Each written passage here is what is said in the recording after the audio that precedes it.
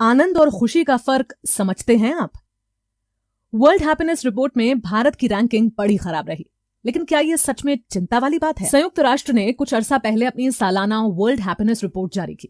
List उम्मीद के मुताबिक ही थी, तो जाहिर तौर पर किसी को हैरानी नहीं हुई। इसमें फिनलैंड लगातार 5वें साल अव्वल रहा। डेनमार्क, आइसलैंड, स्विट्जरलैंड और नीदरलैंड्स जैसे देशों ने भी शीर्ष 5 में मौजूदगी दर्ज कराई। भारत को 149 देशों की लिस्ट में 136वें नंबर पर रखा गया। अफगानिस्तान खुशहाल देशों की सूची में सबसे फिसड्डी रहा। अब सवाल उठता है कि खुशहाली को किस आधार पर मापा जा सकता है, क्योंकि ये तो हालात पर निर्भर होती है। जो आदमी अभी खुशी से झूम रहा है, वे अगले पल निराशा के सागर में गोते भी लगा सकता है। वेबसाइट बिग थिंक बताती है कि हैप्पीनेस रिसर्च में खुशहाली को राष्ट्रीय स्तर पर उपलब्ध भौतिक सुविधाओं से मापा जाता है, लेकिन खुशियों का दायरा इतना छोटा तो नहीं होता। कई लोग खुशी को हेडोनिया के रूप में देखते हैं, यानी जब उन्हें कोई दुख ना हो और वे दिल को सुकून पहुंचाने वाली बातों पर खुश हो सके। मसलन आपको मनपसंद भोजन मिल गया या आपने अच्छी फिल्म देख ली तो आप खुश हो जाते हैं। वहीं बहुत से लोग खुशहाली को यूडीमोनिया मानते हैं। इसे परिभाषित करना थोड़ा कठिन है। ये दोनों अवधारणाएं यानी हेडोनिया और यूडीमोनिया यूनान की हैं। यूनानी दार्शनिक अरस्तु के अनुसार यूडीमोनिया का मतलब मानव उन्नति है। आसान शब्दों में कहें तो तरक्की करने वाले, फलने फूलने वाले इंसान यूडीमोनिक हैं। ये परिभाषा लग्जरी कार या बड़ी स्क्रीन वाली टीवी जैसी भौतिक सुख सुविधाओं के दायरे में नहीं बंधी है। ऐसा कोई भी शख्स यूडीमोनिक हो सकता है जो मेहनत करके अपनी जरूरत के सामान जुटा रहा है। उसके सामने भले ही आर्थिक बंदिशें हैं, लेकिन फिर भी उससे जितना बन पड़ रहा है वे कर रहा है। कामना छिब्बर फोर्टिस हेल्थकेयर में मानसिक स्वास्थ्य विभाग की हेड हैं। उनका कहना है, अधिकतर लोग छोटी छोटी जरूरतें पूरी होने को ही खुशी मान लेते हैं। इससे उन्हें उस पल तो संतुष्टि मिल जाती है, उनका मन खिल जाता है, लेकिन ये खुशी ज्यादा देर नहीं टिकती।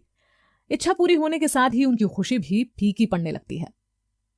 हालांकि अधिकतर हैप्पीनेस रिसर्च खुशहाली के हेडोनिक वाले पहलू पर फोकस करती है, यानी कि मनपसंद खाना खाने और फिल्म देखने से मिलने वाली खुशी पर। अब मिसाल के लिए वर्ल्ड हैप्पीनेस रिपोर्ट को ही ले लीजिए। पिछले 3 वर्षों में 6 कैटेगरी के गैलप वर्ल्ड पोल डेटा का इस्तेमाल करके इंडेक्स की गणना की जाती है।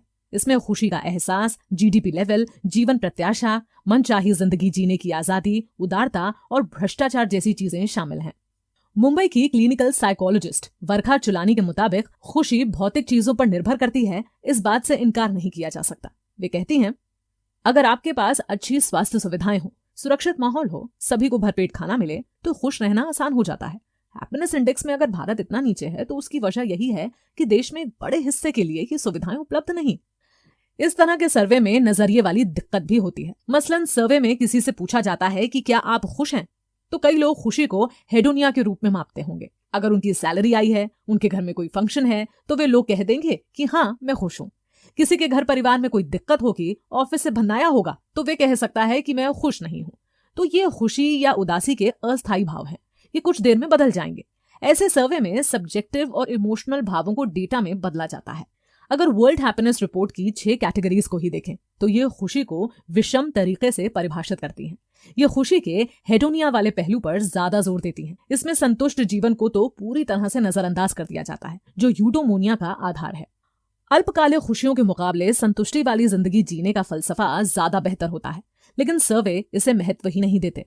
साइकोलॉजिस्ट वर्खा कहती हैं कि खुशियों को मापने के लिए लॉन्ग टर्म पर फोकस करना चाहिए। मतलब कि किसी शख्स का विजन क्या है, वे अपनी जिंदगी में क्या करना चाहता है। वर्खा का कहना है, शॉर्ट टर्म पर फोकस करने का कोई खास मतलब नहीं। इस तरह के भाव क्षणभंगुर होते हैं, थोड़ा वक्त बीतते ही वे खत्म हो जाते हैं। मिसाल के तौर पर कोई बार में जाता है, वहां संगीत और रोमानियत का आनंद लेता है। ये कुछ वक्त की खुशी होती है। वहां से निकलते ही मिजाज फिर पहले जैसा हो जाएगा, क्योंकि लगातार खुश रहने के लिए कोई वजह चाहिए होगी। वर्खा कहती हैं, आनंद और खुशी अलग अलग चीजें हैं। आनंद कुछ ही देर रहता है, वही खुशी किसी मकसद के पूरा होने के बाद मिलती है और वे लंबे समय तक टिकी रहती है।